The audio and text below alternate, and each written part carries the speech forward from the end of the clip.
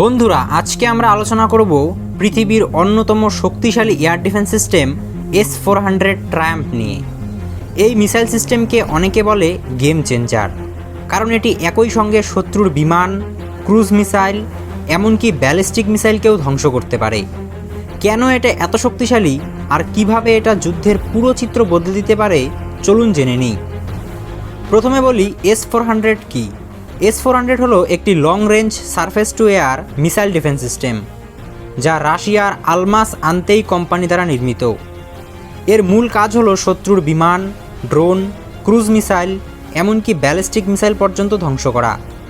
এক কথায় আকাশপথে আসা যে কোনো হুমকির বিরুদ্ধে এটি এক অদৃশ্য ঢাল। S-400-এর বৈশিষ্ট্য: সর্বোচ্চ 400 কিলোমিটার দূরে লক্ষ্যবস্তুতে আঘাত আনতে সক্ষম এই মিসাইল। 30 কিলোমিটার উচ্চতা পর্যন্ত শত্রু টার্গেটকে ধ্বংস করতে পারে।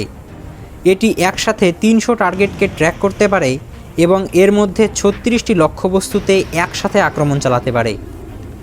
এই সিস্টেমে একাধিক ধরনের মিসাইল ব্যবহার করা হয়, যেমন ছোট রেঞ্জের, মাঝারি রেঞ্জের ও লং রেঞ্জের, অর্থাৎ এক প্ল্যাটফর্মেই সব ধরনের প্রতিরক্ষা ব্যবস্থা।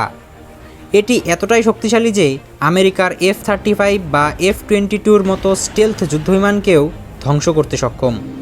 আর এই সব বিশেষত্বের কারণেই শুধু রাশিয়া নয়, আজ ভারত, চীন ও তুরস্কের মতো দেশগুলোও S-400 কিনছে, যার ফলে এশিয়ার সামরিক ভারসাম্য অনেকটাই বদলে গেছে।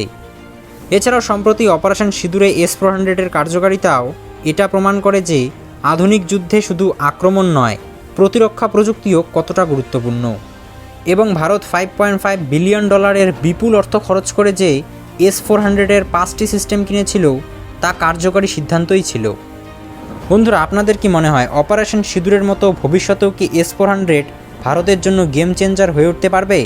আপনাদের মতামত কমেন্টে জানাতে ভুলবেন না।